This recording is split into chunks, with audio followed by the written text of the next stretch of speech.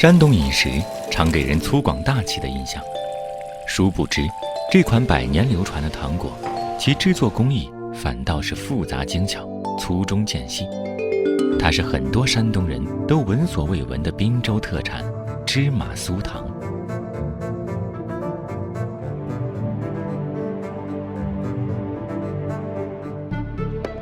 滨州芝麻酥糖的金字招牌长祥君，创始人常丽婷当年闯关东时学到这门营生手艺，5代传承，现已是滨州非物质文化遗产。芝麻酥糖的用料并不复杂，只有芝麻和砂糖2样。芝麻食用之前先净水漂洗，这一步也是为了撇除干瘪的芝麻，只留用粒粒饱满的。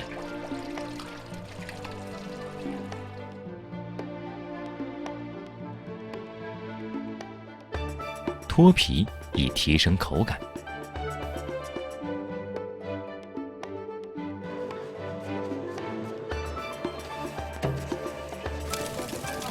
洗净的芝麻得现炒现用，做出来的酥糖味道才够香浓。炒芝麻的铁炉要充分掌控温度。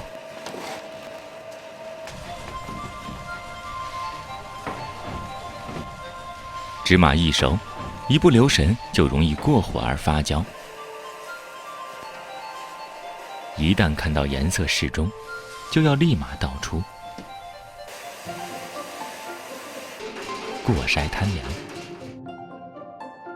再碾压成芝麻面。近年，厂家还研发了新口味，就是混合适量的花生碎和核桃碎，一起碾压成粉。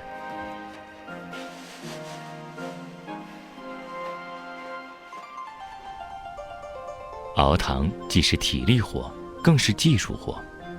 砂糖在200多度的锅中要不停搅动，中途加一些香油，直到糖化熬成焦黄色。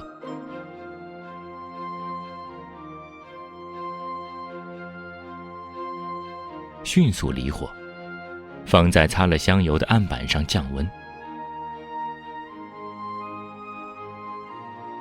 接下来的翻糖和打糖由儿子常磊负责，这2步考验的是力道和巧劲。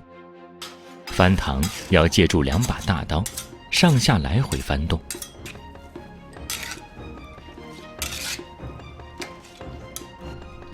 再用竹棍反复拉伸搅调，直至发白顺滑。用多大劲拉伸多少次，全靠手感拿捏，经验判断。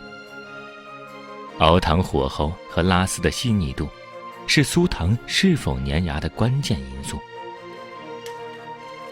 拉好的糖胚迅速放入铺满芝麻面的锅中，并保持40-50度的状态，防止遇冷凝固。最后的碗花就是芝麻酥糖的塑形，一家人齐上阵。从糖胚上揪下一块，中间开洞，指尖8字形缠绕16圈，拉伸、旋转、定型，靠着指尖的掌控，一气呵成。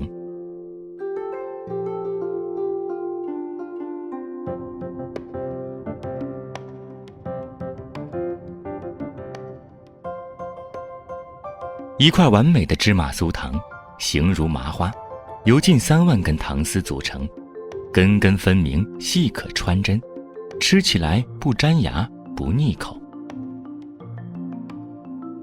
再平凡不过的芝麻和白糖，到了常家人手里，竟变得如此不平凡。